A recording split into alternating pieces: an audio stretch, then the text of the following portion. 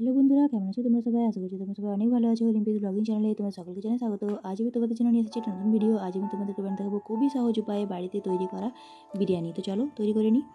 তো এখানে আমি তোমার নিয়ে নিয়েছি প্রায় 350 মতো মাংস। আর এই মাংসটাকে বাটার জন্য মাংসের মশলা করার জন্য আমি নিয়েছি আদা, রসুন, পেঁয়াজ এবং শুকনো লঙ্কা। তো চলো সবগুলোকে পেস্ট করে নিই।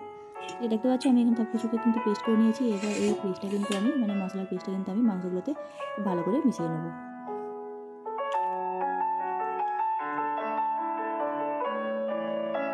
দেখো আমি নিয়ে নিয়েছি তোমার 2 চামচের মতো হলুদ,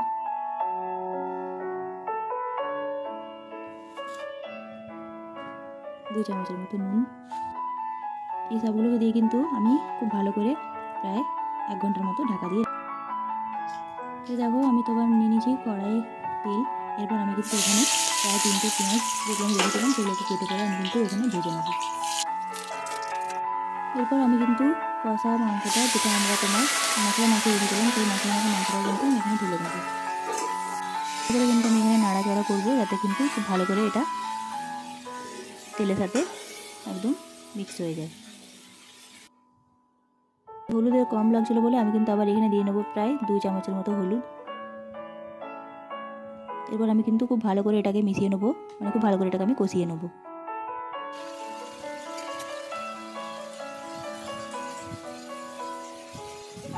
এখানে আমি নিয়ে নিয়েছি প্রায় 2 চামচের মতো গরম মশলা গুঁড়ো। দেখো মাংসটা কিন্তু একদমই খুব ভালো করে কষানো হয়ে গেছে। তো দেখো আমি কিন্তু এখানে নিয়ে নিয়েছি তোমার বাসমতি রাইস। আর বাসমতি রাইস কিন্তু আমি এখানে নিয়ে নেবো তোমার 2 কাপ। তো দেখো 2 কাপ চাল আমি এখানে নিয়ে নিয়েছি। এরপর কিন্তু আমি চালটাকে খুব ভালো করে ধুয়ে নেবো।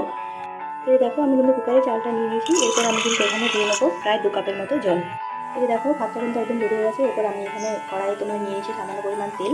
আর এখানে আমি তোমার নিয়ে নিয়েছি আদা বাটা, কাঁচা লঙ্কা কুচি, নিয়ে নিয়েছি তোমার হলুদ, নুন, লঙ্কার গুঁড়ো, বিরিয়ানি মশলা এবং নিয়ে নিয়েছি একটা পেঁয়াজটা কিন্তু আমি একদম ছোটো করে কুচি করে নিয়েছি। এরপর আমি কিন্তু এখানে সবার আগে দিয়ে নেবো হচ্ছে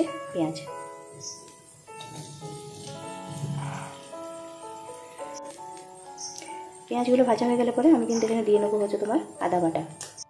এই যে দেখো ভাতটা কিন্তু খুব সুন্দরভাবে তৈরি হয়ে গেছে। এটা কিন্তু আমি পুরোপুরি সময় সেদ্ধ করিনি, যেহেতু আমি এটাকে আরেকবার সেদ্ধ করবো তাই জন্য। আর এরপর আমি কিন্তু এটাকে জল ঝরিয়ে খুব ভালো করে রেখে নেবো, শুকনো করে নেবো।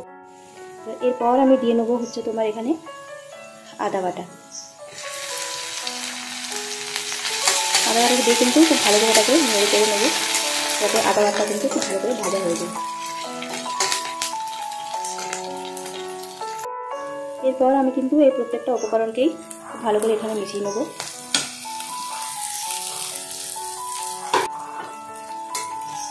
এরপর নেড়ে চেড়ে নেবো। তো দেখো প্রত্যেকটা মশলা কিন্তু ভাজা হয়ে গেছে। এরপর আমি কিন্তু ভাতটা যেটা আমি তৈরি করে রেখেছিলাম সেটা কিন্তু আমি এবার এটার মধ্যে দিয়ে নেবো। কিছুটা পরিমাণ ভাত আমি এখানে দিয়ে দিয়েছি। এরপর আমি কিন্তু ভাতটাকে খুব ভালো করে ভেজে নেবো এইভাবে।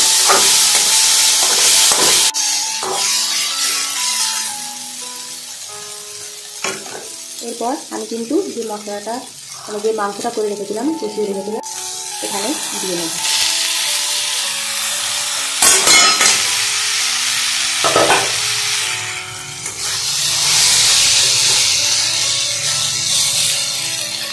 এরপর কিন্তু আমি বাকি ভাতগুলোকেও খুব ভালো করে দিয়ে নেবো। দেখো এরপর আমি কিন্তু এখানে দিয়ে নেবো তোমার প্রায় 1 কাপের মতো জল। আর এই জলটা দিয়ে কিন্তু আমি এটাকে ঢাকা দিয়ে রেখে দেবো। দেখো আমি কিন্তু বিরিয়ানিটা প্রায় সাজিয়ে নিয়েছি থালাতে। আর কতটা ঝরঝরে হয়েছে দেখো বিরিয়ানিটা। আর একটু থালাতে আমি দিয়ে দিচ্ছি এটাকে, বিরিয়ানিটাকে সাজিয়ে নিচ্ছি। খুবই সুন্দর হয়েছে, খুবই পারফেক্ট হয়েছে। একদম কিন্তু কড়াই লেগে যাওয়ার মতো বিরিয়ানি হয়নি, খুবই ঝরঝরে হয়েছে বিরিয়ানিটা। দেখতেই পাচ্ছ একদম দোকানের মতো কিন্তু পারফেক্ট বিরিয়ানি তৈরি হয়ে গেছে। আর আমি এটাকে কিন্তু একটু সাজিয়ে নিয়েছি তোমার পেঁয়াজ কুচি আর শসা দিয়ে। উপর থেকে দিয়ে নিয়েছি একটা তোমার পুদিনা পাতা। তো হলুদের পরিমাণটা আমি এখানে কিন্তু একটু বেশি দিয়ে ফেলেছি, তোমরা চাইলে কিন্তু এটা কম করতে পারো তোমাদের হিসাব অনুযায়ী। তো এইভাবে কিন্তু তোমরাও বানিয়ে নিতে পারো বাড়িতে, খুবই সহজ উপায়ে এবং একদমই কম সময়ে বিরিয়ানি। তো আমার রেসিপিটা যদি তোমাদের ভালো লাগে থাকে অবশ্যই কিন্তু চ্যানেলটিকে লাইক করে দিও, সাবস্ক্রাইব করতে কিন্তু একদম ভুলবে না, যাতে আমার ভিডিওগুলো তোমাদের নোটিফিকেশানে খুব তাড়াতাড়ি চলে আসে। আজকের মতো আমি এখানে বিদায় নিচ্ছি। খুব ভালো থেকো, সুস্থ থেকো। খুব তাড়াতাড়ি দেখা হবে তোমার সাথে একটা পরের ভিডিও নিয়ে।